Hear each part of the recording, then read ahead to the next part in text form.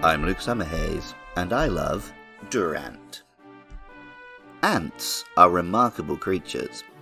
Individually small, they construct enormous tunnel networks in which they live in colonies of tens or hundreds of thousands, sometimes millions of individuals. Ants do different jobs, from raising young, foraging for food, or even farming fungi and domesticating other insects. It reflects human civilization, making it easy to anthropomorphize the insects. Individual ants are not so intelligent.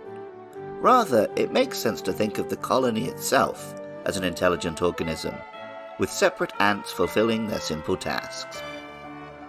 While an individual ant is small and negligible to a human, they are incredibly strong in their own way. Ants can lift 50 times their own weight. This strength fascinates the human imagination, leading to superheroes like Spider-Man and giant ant horror movies like 1954's Them. The Greek writer Herodotus spoke of giant ants the size of foxes that dug for gold. The largest ants actually alive today are only 3 to 4 centimeters in length, found in Brazil. In prehistoric times, ants 3 or 4 times as big once lived, but nothing quite like the ants of cryptozoology or science fiction. Pokemon's largest ants are Durant, bug and steel monsters the size of large dogs. Insect bodies cannot grow to such sizes in the real world without being crushed by their own weight. But perhaps if ants could really have metallic bodies, this wouldn't be an issue. Pokemon Shield tells us, with their large mandibles, these Pokemon can crunch their way through rock. They work together to protect their eggs from Sandaconda. The name, Durant, refers to a durable ant, while the Japanese name, Iant, combines iron and ant, in a more fun pun, I think.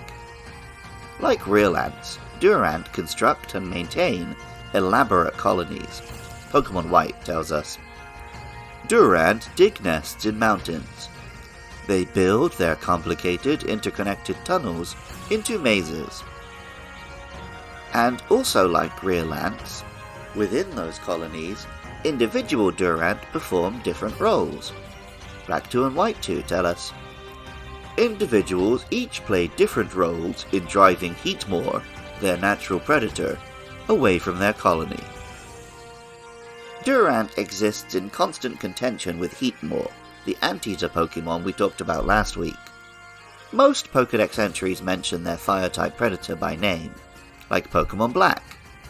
They attack in groups, covering themselves in steel armor to protect themselves from Heatmor. And Pokemon Sword. They lay their eggs deep inside their nests. When attacked by Heatmor, they retaliate using their massive mandibles. Welcome back to Does Andy Remember Gen 5 Pokemon? And if so, does he have any thoughts about them? Durant! Durant is an ant that gets eaten by Heatmor. Yeah, because it's an anteater. Yeah, there you go. Yep. Aren't you lucky you got them both? I did. That's a wonderful pairing, and that's really made my life much easier. Less thinking, more doing. Thumbs up. Ironically, while Durant is very weak to Heatmor's attacks, it has a much more successful career as a competitive battling Pokemon. Durant is very weak to Heatmor's fire attacks specifically, but Bug and Steel are a good typing overall. Durant lacks in defense and HP, but has excellent attack and speed. This attacking potential is enhanced by the ability Hustle, which ups attack while lowering accuracy, making Durant a gambler's Pokemon. These gambles could be made sure things, using Z moves in the 7th generation, or Dynamax in the 8th, at which point Durant was a force to be reckoned with. Real ants, luckily for the human race, are not as large as Durant, nor made from metal. They do gamble their lives in battle though. Ants will fearlessly defend their nest, knowing that if they fall, there are dozens of their siblings waiting to take their place. Last week, I wondered if we might one day see our civilization meet a fate similar to that of many ant nests and termite mounds around the world. Perhaps I could counter by saying, we will meet the threat head-on, just as those little bugs always do. Original music for Luke Loves Pokemon is by Jonathan Cromie. Artwork is by Katie Groves. Funding is provided by listeners at patreon.com/podcastiopodcastius.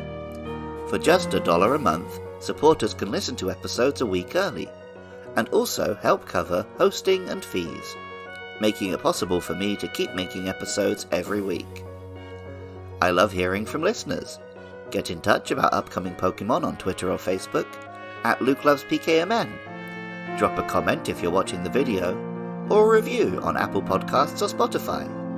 Coming up are Dino and Larvesta, so please get in touch about those or any other monsters. Even if you don't feel like doing any of that, thank you so much just for listening. I love Durant, and remember, I love you too.